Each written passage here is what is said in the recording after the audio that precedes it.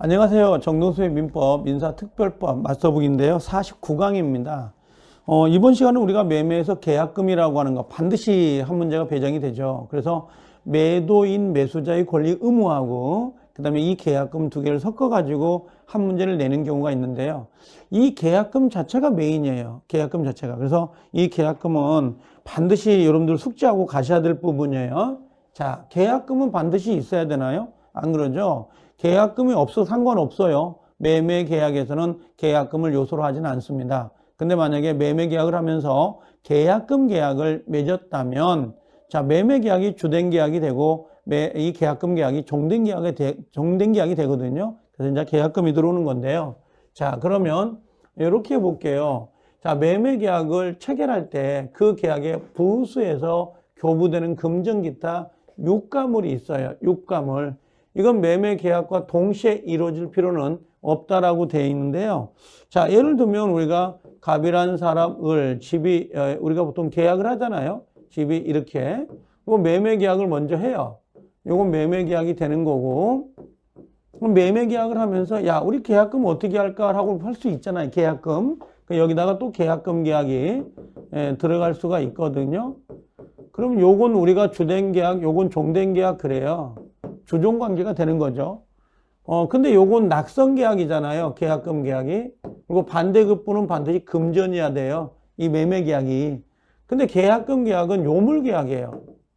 요물 계약이고 이 계약금 계약은 반드시 금전이 아니어도 돼요. 유가물. 금전도 되지만 유가물도 되거든요.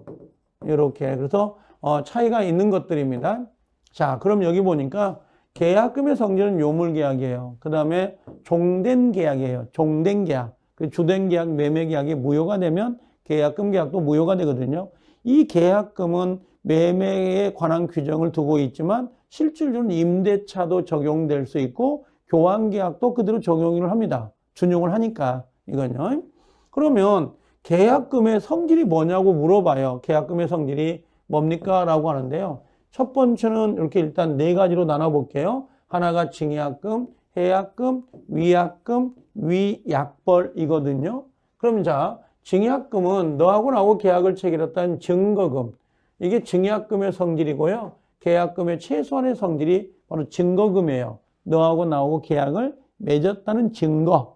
그 다음 두 번째, 해약금은 뒤에서 보는데요. 자, 해약금은 밑에가 이렇게 나와 있어요. 해약금 해제 하고 나와 있거든요.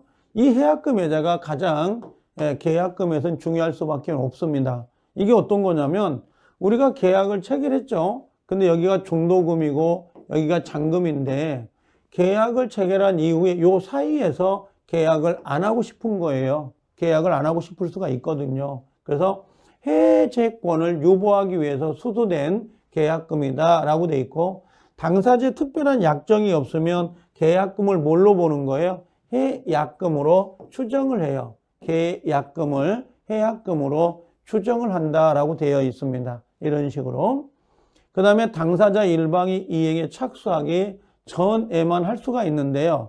보통 중도금 지급 전이라고 보통 해석을 하죠. 그래서 교부자는 뭐라고 그래요? 이걸 포기하고 수령자는 배액을 상환해야 된다라고 되어 있는데요.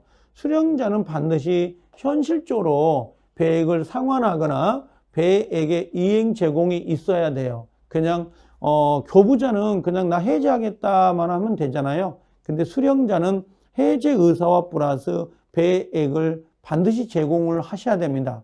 제공을 하지 않고 그냥 해제하겠습니다. 근데 그 계약금 배액은 일주일 내에 드리겠습니다 라고 하는 건 안 돼요. 반드시 해제 의사와 현실적으로 계약금 배액이 제공이 되어야 됩니다. 단 상대방이 받지 않는다고 해서 요 공탁까지 할 필요는 없어요. 공탁은 하지 않아도 되지만 반드시 현실적 제공은 하여야 됩니다. 그럼 해약금 해제는 소급적으로 실효가 되고요. 원상회복이나 그 다음에 손해배상은 청구할 필요가 없어요. 그냥 그대로 끝나는 거야. 교부자 포기, 수령자 배액 상환이면 계약 자체는 끝나고 별도로 원상회복과 손해배상을 물어줄 필요는 없습니다. 그 다음에 여기 보면 좀 조심할 건 2번과 3번인데요. 요거 2번과 3번은 이행, 착수가 아니에요. 이행 착수가 아닌데요. 자, 매매 잔대금의 지급을 구하는 소송을 제기했다. 요 소송을 제기한 거하고 그다음에 토지거래 허가구역에서 허가를 얻은 거예요. 허가.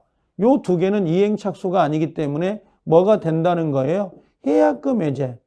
해약금 해제가 가능합니다라는 거예요. 그래서 소송을 제기하거나 또는 토지거래 허가구역에서 허가를 얻었다면 이때는 뭐예요? 이행 착수가 되는 게 아니기 때문에 해약금 해제가 가능하다라고 보시면 돼요. 그래서 실제 이 해약금에 의한 해제 같은 경우는 계약을 했을 때 중도금을 지불하기 전까지 교부자는 포기하고 수령자 배액을 상환해서 계약 자체를 끝내겠다라고 하는 게 해약금 해제예요. 우리가 보통 계약금의 해제라고 하기도 하는데요. 우리가 계약금을 지불을 할 때 이게 보통 이 해약금 해제로 보통 추정을 합니다. 근데 이건 의무 규정이에요. 의무 규정이기 때문에 이건 뭐 계약금을 지불했다고 해서 반드시 해약금 해제를 할 수 있는 건 아니고 약속으로 배지 특약도 가능하다라고 보시면 됩니다. 이렇게. 자, 그러면 여기에 들어와서 위약금이 들어오는데요. 위약금은 뭐냐면 채무를 이행하지 않는다. 이게 중도금이거든요. 그럼 원래 우리가 중도금을 주지 않는다면 얘는 뭐가 되는 거예요? 채무 불이행이 되는 거거든요. 그럼 채무 불이행이 되면 당연히 손해배상을 입증해가지고 손해배상을 청구할 수 있도록 하는데 우리가 손해배상을 입증한다는 게 쉽지는 않잖아요. 그래서 계약금 자체를 뭘로 보는 거야? 계약금 자체, 요 수령한 계약금을 위약벌로 해가지고 몰수할 수 있는 계약금이다 그런 거야. 그래서 이 위약금의 약정은 계약금을 뭘로 보는 거예요? 계약금을 요 손해배상 예정금으로 추정을 해놔요. 그래서 만약에 중도금을 지불하지 않으면 계약금 자체를 몰수해버려요. 손해를 입증할 필요가 없는데요. 자, 예를 하나 들어볼게요. 그냥 이렇게 해볼게요. 만약에 중도금과 관련된 거예요. 자, 위약금 특약이 있는 경우가 있고 위약금 특약이 없는 경우가 있을 수 있어요. 그럼 위약금 특약이 있는 상태에서 중도금이 들어오지 않는다면 요 계약금 있죠? 요 계약금을 몰수를 해요. 계약금을 몰수해버리고 그 다음 두 번째는 손해를 입증해야 안 해요. 손해를 입증하지 않아요. 계약금을 몰수하고 손해를 입증하지 않고요. 세 번째는 이게 감액이 가능해요. 감액. 감액은 가능한데 네 번째는 추가는 안 돼. 추가 손해는. 추가 손해 할 수 없다. 이게 위약금 특약의 네 가지 특징이에요. 근데 만약에 위약금 특약이 안 돼 있는데 중도금이 안 들어온 거예요. 중도금이. 그러면 어떻게 하냐 그랬더니 요 손해를 입증을 해요. 손해를 입증해 가지고 뭘 청구한 거야? 실제 손해를 청구해요. 실제 손해를. 손해를 입증해서 실제 손해를 청구하고요. 그 다음 두 번째, 계약금을 몰수하는 것은 아니에요. 계약금을 몰수하는 게 아니에요. 위약금 특약이 없을 때. 그래서 요것도 요즘은 잘 나와요. 위약금 특약이 있는 것과 위약금 특약이 없는 거 있죠. 요걸 반드시 나눠 가지고 반드시 구별을 하셔야 되는데 지금 요건 위약금 특약이 있는 거예요. 그럼 당연히 손해배상 예정금으로 추정을 하고요. 그 다음에 이건 입증을 할 필요가 없어요. 입증 없이 바로 뭐예요? 계약금을 몰수해 버립니다. 그리고 추가 손해는 안 돼요. 근데 과다하면 이게 감액이 가능하다라고 돼 있거든요. 지금 요것은 위약금 특약이 된 거예요. 위약금 특약이 돼 있으니까 이렇게 들어오는 겁니다.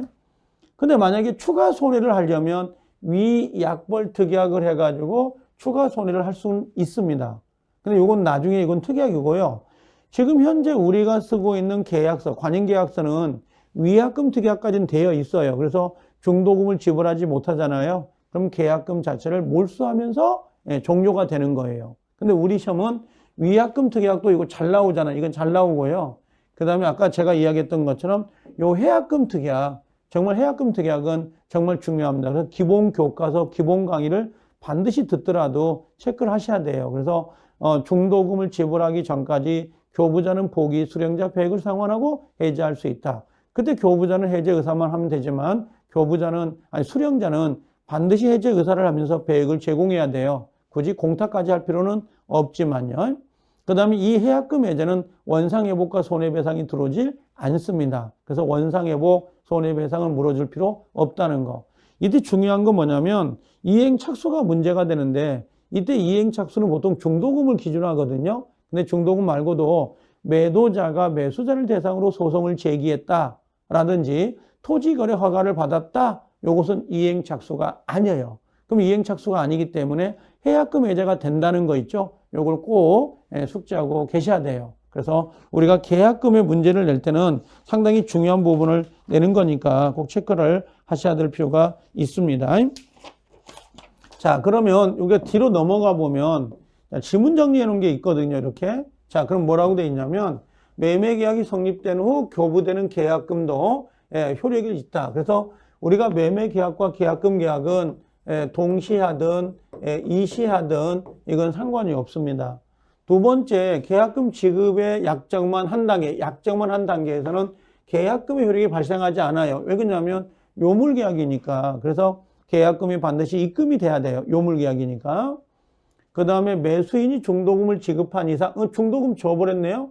중도금을 지불했다면 계약금을 포기하고 매매계약을 해지할 수는 없어요. 왜 그러냐면 이미 이행에 착수가 돼버렸기 때문에 이행 착수는 해약금 해제가 안 됩니다. 그 다음에 매도인이 매수인에게 매매계약의 이행을 최고하고 매매 잔대금 지급을 구하는 여기 소송을 제기했다란 말 보이죠? 이 소송을 제기했다. 소송을 제기한 것은 이행 착수가 아니에요. 이행 착수가 아니기 때문에 요건 뭐가 되는 거야? 해약금 해제가 돼야 안 돼요? 해약금 해제가 가능하다. 이렇게 보시면 되고요. 그 다음에 5번에 매매 계약 당시 매수인이 중도금 지급에 가름하여 매도인에게 제3자에 대한 대여금 채권을 양도하기로 약정했다. 자, 무슨 말이냐면 중도금을 줘야 되는데 중도금을 내가 이 사람한테 받을 권리가 있으니까 이 중도금 대신 이 권리를 네가 가져하고 채권을 양도한 거야. 그러면 채권을 양도하는 것도 이행착수로 볼 거냐? 이행착수로 보는 거예요. 그럼 더 이상 해약금 해제가 돼야 안 돼요? 해약금 해제가 여기는 안 되죠. 이미 이행이 착수돼 버렸기 때문에. 그 다음에 이행기에 약정이 있는 게 이행기 약정이라는 건 뭐냐면 중도금이에요. 중도금 지급 날짜가 있어 하더라도 특별한 사정이 없는 한 이행기 중도금 지급 날짜보다 미리 이행에 착수할 수 있어요, 없어요? 있어. 그럼 중도금 지급 날짜가 정해져 있다 하더라도 미리 중도금을 지불함으로써 이행에 착수가 돼버린 거죠? 그럼 해약금 해제가 안 되는 겁니다. 그 다음에 7번에 이건 토지거래 허가잖아요. 토지거래 허가를 받았다 하더라도 얘는 이행착수예요, 아니에요? 이행착수가 아니기 때문에 해약금 해제가 가능하다 이렇게 보시면 됩니다. 8번에 해약금에 의한 해지할 때 손해배상은 물론이고 원상회복도 발생하지 않는다. 해약금 해제는 원소가 없어요. 원소가 없다 이렇게 보시면 되고요.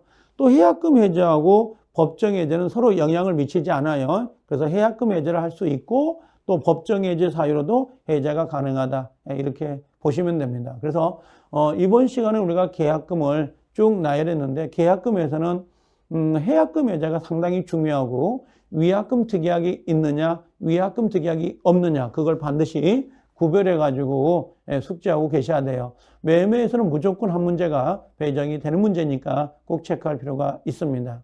자, 이번 시간은 여기까지 해서 정리를 했습니다. 고생하셨습니다.